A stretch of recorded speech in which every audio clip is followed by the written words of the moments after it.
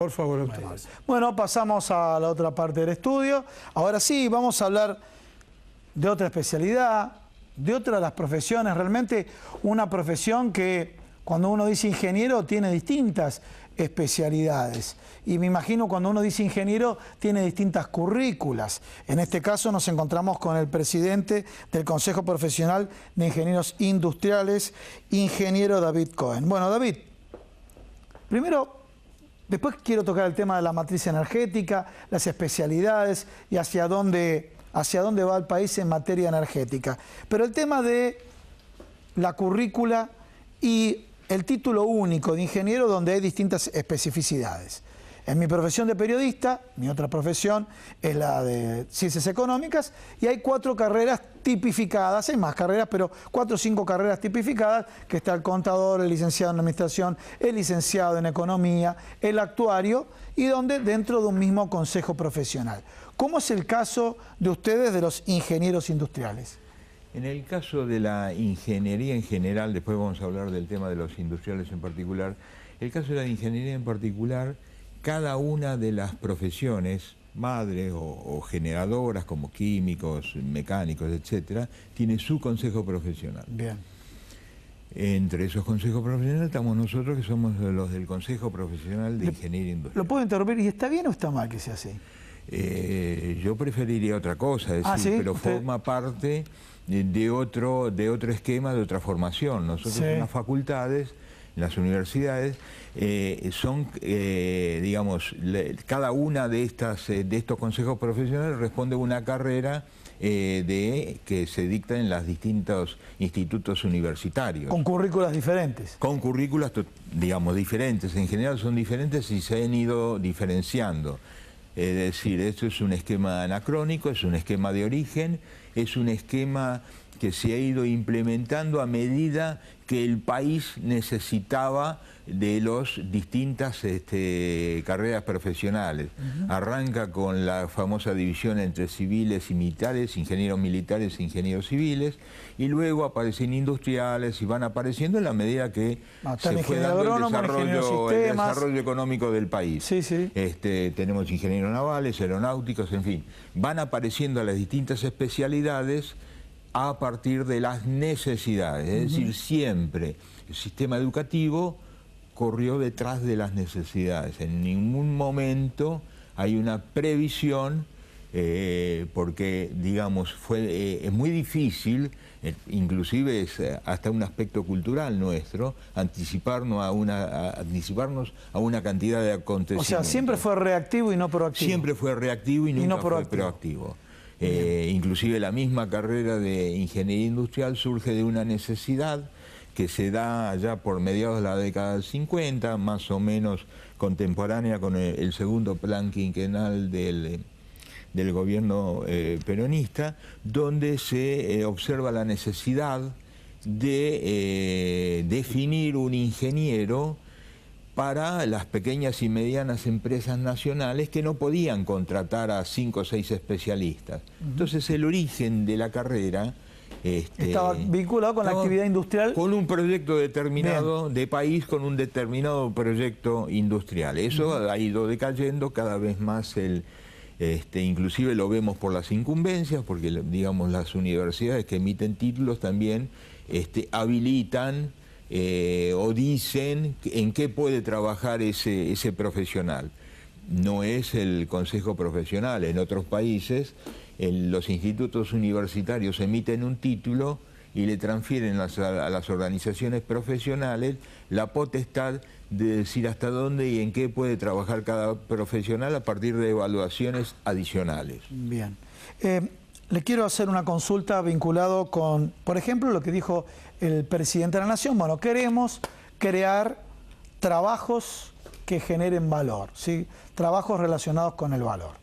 Me imagino ustedes en un tema puntual, para ya relacionarlo con economía, pasar economía y volver nuevamente a la profesión de ingeniero industrial. ¿Qué estamos hablando de hoy? Energía. Hablando de energía, para lo cual le pido su sapiencia que nos dé alguna data, y volvemos también a la formación de los profesionales, energía. Obviamente el consumidor lo que vio fue el tarifazo y nos encontramos con naftas que creo que están más altas que en otros países. La luz que tiene un componente altísimo. El gas, que terminamos importando gas de Chile más caro del gas que viene de Bolivia.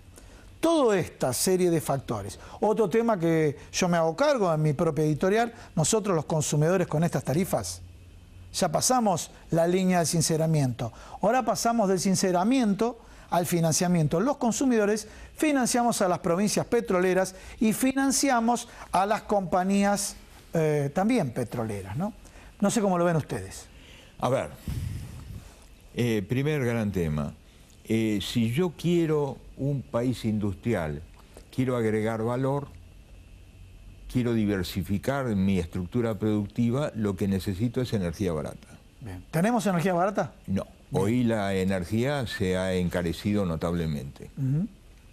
Primer gran tema, la política de precios de algún modo me fija una posibilidad de producir, porque en definitiva todo proceso productivo es una suma de dos componentes básicos. Sí. Energía más recursos. Dejando de lado la energía como recurso. Son recursos, mano de obra, tecnologías, insumos, materias primas y demás. Todo eso tiene todo un encadenamiento con la energía, pero básicamente un proceso productivo es recursos. Si yo encarezco uno de los componentes vitales, que es la energía, indudablemente resto competitividad a mis productores y a los productos que, digamos, del sistema emergen. Es decir, primer gran tema, con la energía cara va a ser muy difícil competir y va a ser muy difícil generar valor agregado. Bien. Es decir, tienen que ser productos de altísima, de vanguardia, digamos, productos de altísima calidad y altísimo precio. Quiero hacer una consulta para relacionar esto con, con las especialidades de su profesión. Me imagino que ustedes deben estar trabajando en la propia currícula con los temas de la matriz energética, o sea, otras alternativas energéticas. ¿Por sí o por no? A ver. No hay hoy una vinculación entre la currícula y la matriz energética. La matriz energética nuestra es altamente dependiente de los fósiles, de los hidrocarburos fósiles. Entonces, evidentemente, si yo encarezco los hidrocarburos fósiles, voy encareciendo, obviamente, el costo final de la energía, porque es un insumo de gran utilización dentro del sistema de producción de energía. Ese es un aspecto de la cuestión. Y el otro aspecto de la cuestión es la currícula, en el cual se está iniciando un debate, una verificación por parte de los organismos rectores de las distintas currículas. Yo creo que evidentemente esta currícula, y eso es una opinión personal, es una currícula anacrónica, es una currícula que apunta a la fragmentación y que hace muy difícil la incorporación de los desarrollos científicos y el desarrollo científico y técnico. Es decir, sería sumamente, inclusive en otros ámbitos se da, en otros países se da, la necesidad de modificar la currícula apuntando hacia una base muy sólida científico y técnica, y después las especialidades ir dividiendo por departamento, por escuela, por profesiones, cada una de los, como decir, un esquema de 4 años, de